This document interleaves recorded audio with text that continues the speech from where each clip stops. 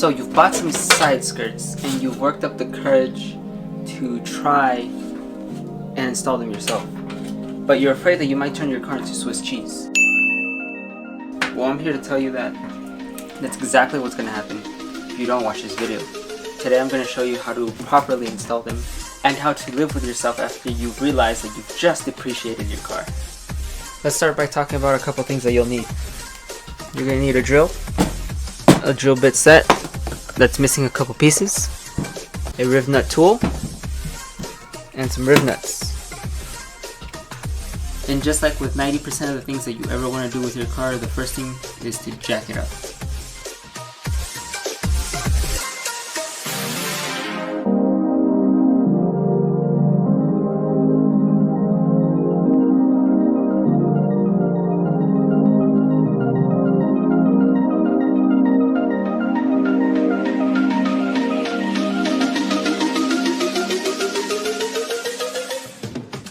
Okay, so some advice here. Since the side skirts are going here along this side, we can't keep the jack stands here because then we won't be able to get to the under railing. So make sure you move the jack stands into like the inner railings. So for me it'd be right here, as you can see on the other side. Over there. So inner side, not outer side, and make sure they're not Harbor Freight brand, you know, because of everything that's been going on right now. Probably not a good idea. The next thing is to align the side skirt. As you can see, this is mine. On here I have it flush on this side. I have it flush here, and same on the other side.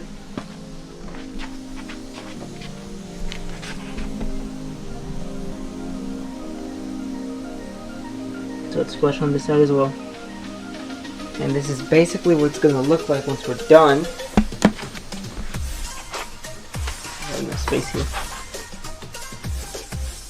So that's what it's going to look like when it's all done. It's being held up by that jack stand, or that jack right there. The jack is holding it in place. Underneath, we have holes here. Holes that run all along the bottom. And we're going to drill those out. But first we're going to mark them, take the side skirt off, and then drill without the side skirt on. So I'm using this white paint with a cotton swab to mark it. Why not just use a marker? Because I like being extra, that's why.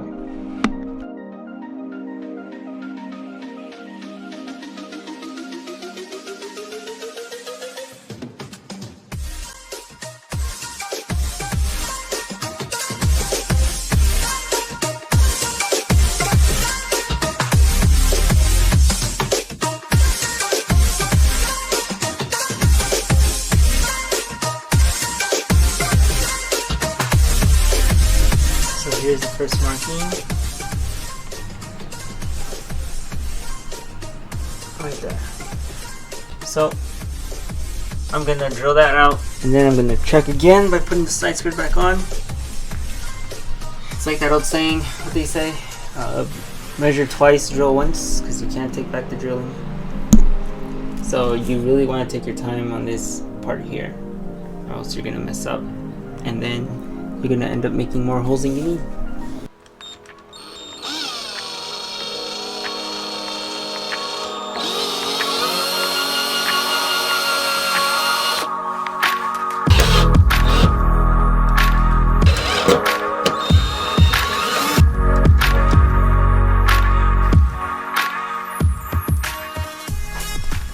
Okay, so after going two sizes up,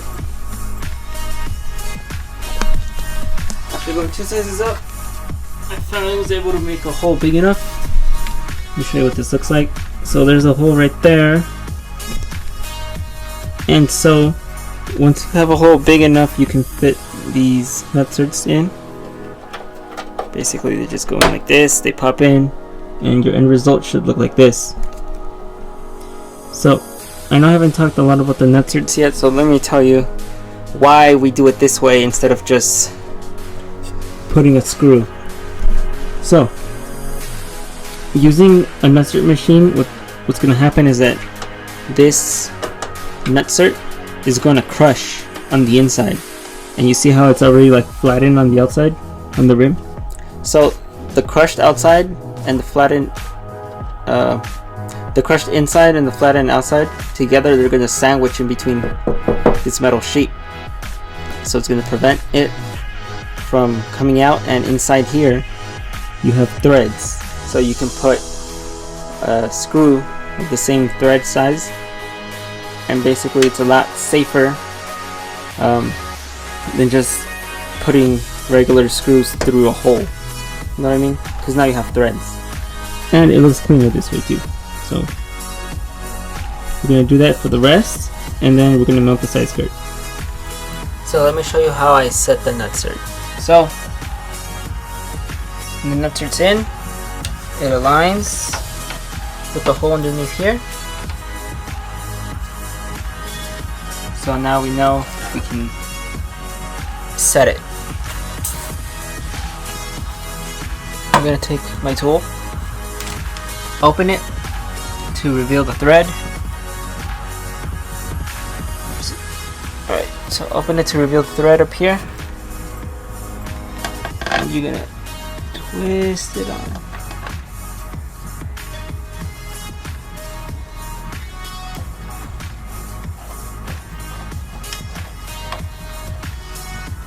I just want to make sure that it's set in correctly before I even start trying to. Alright, that looks good. Alright, so now that I have that in, I'm gonna grab both ends and start squeezing together. You might want to use your leg as leverage.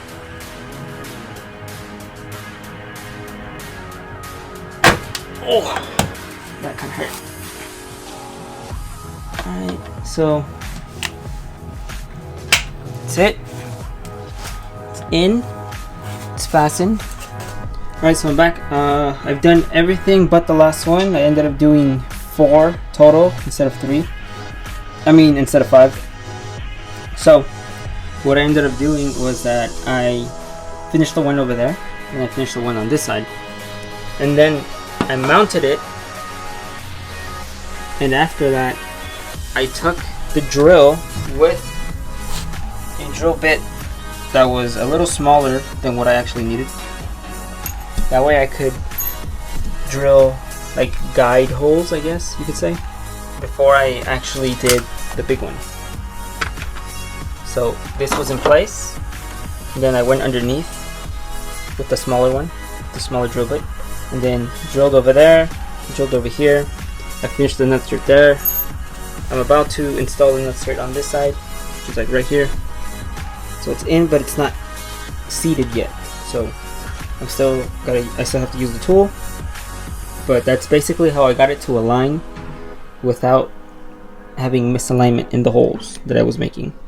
So yeah, now I'm just gonna finish this side and then I can start the other side.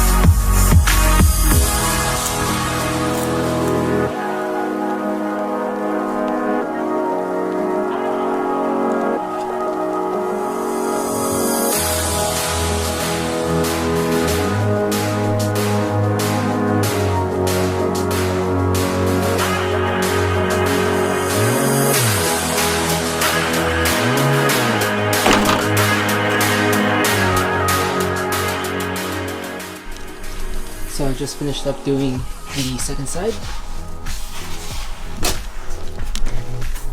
see, I ended up using 4 bolts after all. There's 4 back there. With the nutsert, and it's actually pretty sturdy.